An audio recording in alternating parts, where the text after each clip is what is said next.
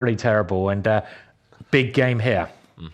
We stick with the top seed, the world number one, Magnus Carlsen for now. He is up against a bit of a giant slayer, Rinat Jumabayev.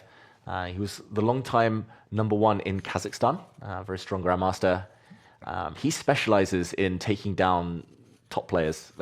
He can also maybe suffer from a bit of inconsistency himself, but just in Title Tuesday alone, he's beaten some real top seeds. So this is not going to be easy for Magnus. It's the Catalan opening, and Magnus putting his knight on c6, bishop on d6, everything we're taught not to do as kids, but this is a bit of a trendy variation these days.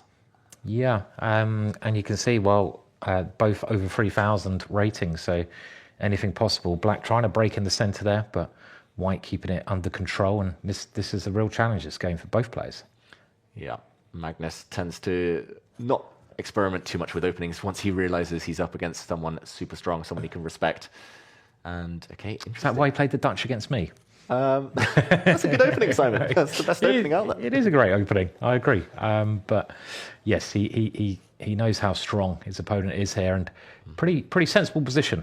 Yeah, he's been inspired by you. He's first playing the Dutch, now growing some interesting facial hair. I like the way you said that. Interesting facial hair. David Howe quote of the year. I'll save my thoughts for when I next see him in person. But, I mean, who do you think his inspiration is for that moustache? I mean, have you ever tried? I reckon it would suit you, David. Why don't you grow a little, like, whatever kind of moustache that is? I've tried. Mine tends to be a bit more wispy, and I totally know what Magnus is going through, though. Sometimes between chess tournaments, you're at home, you're in midlife crisis. Mode. I'm not saying that. Between tournaments, you sometimes don't. You don't go out too much. Why shave? It's the last thing on your priority list. Yeah, I haven't done that for at least 20 years.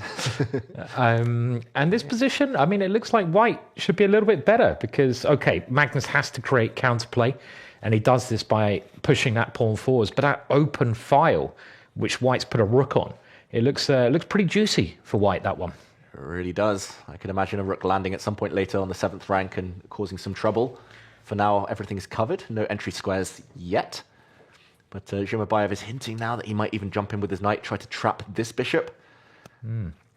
Yeah, and I don't think Magnus is happy with his position. Maybe he has to play f4, but then he's kind of committed to sort of going all in on the king side. But, sometimes you have to do this. I mean, if you're in trouble, and that knight jump you pointed out, so he has played it, looks very strong at some point.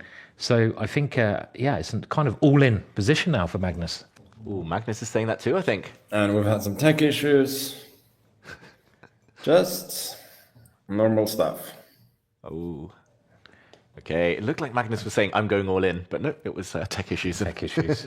life stuff. Do you say tash issues or tech issues? I wasn't sure. We'll ask him afterwards. Yeah. And in the meantime, that was the main reason for f4, as you said, Simon. Not just because you're a dangerous Dutch player, but just to get the bishop out from behind the pawn chain. Yeah, and even though White may be better here, it's the kind of position you probably enjoy playing more with Black because your moves are quite natural. You just go towards White's king, you develop. The Black knight might have a great square coming up in the center, and those pawns, they do look a little bit scary, right? Coming right down the board. Yeah, this is where the trend starts to turn, and we've seen that in Zhumabayev's clock time. He was actually up against Magnus by a few seconds just a few moves ago. Suddenly Magnus looking much more confident, comfortable, and the eval bar agreeing that it's turned in Black's favor. I'm not sure whether you can push any pawns yet. You might even be able to hit the white knight on the other side of the board. I'm not sure if White's knight is really going to go pawn hunting. How would you improve here? It looks like a great attacking foundation, Simon. Yeah, I might even try pushing the h-pawn, but I kind of do that a little bit too much. Just to try to soften up White's king a little bit more. Maybe move the queen out of the way of the rook is another idea, so bring it behind the bishop. Then that loses a pawn, unfortunately, here, so I can't do that. And my rook on the side of the board, I don't know, I'd like to bring that back maybe. But okay, he goes for your idea, this aggressive push to misplace White's knight. And White goes pawn up. Okay, did Magnus miss that one? He kind of missed that one. But we are not the same. I maintain that. Even though I'm making a better and better case that we are with my moves. Okay, Magnus talking about maybe some rivalries there. Not sure. It's interesting, Simon, because your instincts told you h5 or queen maybe over to g5. Attacking moves. Those were the top two according to the computer. Those two moves you mentioned. Magnus going a different way. There you go. Advantage gone. Yeah. It's kind of all in position I love playing, but I've never played this move. This is the kind of move I would just not be able to play. I'm attacking my opponent. What do? I exchange queens off. Why? Why is he doing that? What's going on? Because his name's Magnus Carlsen, the greatest endgame player of all time. Fair enough.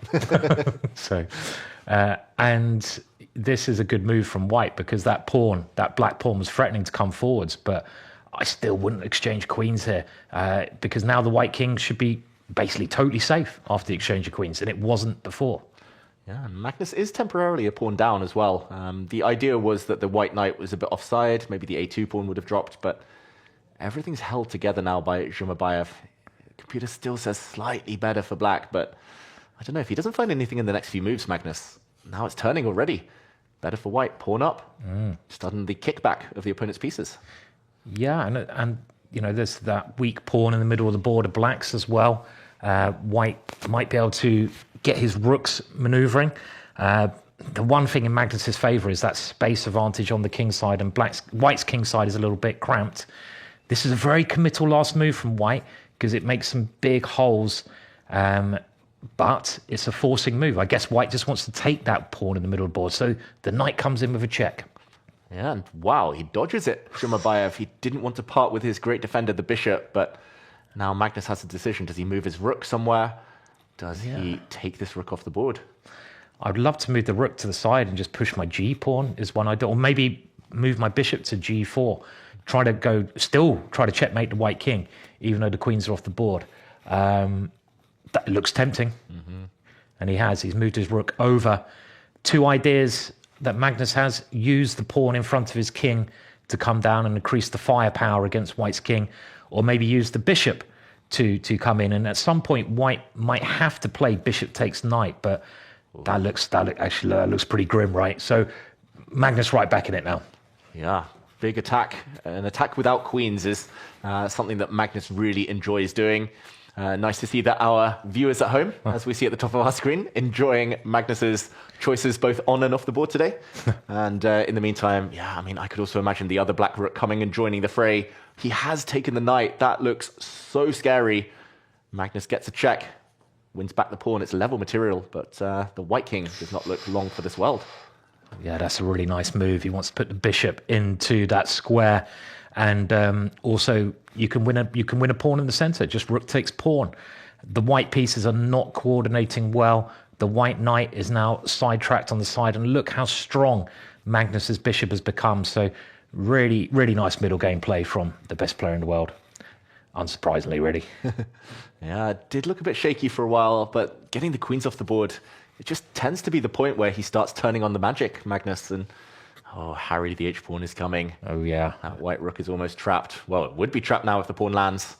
Yes, and the last move, very slow move from white.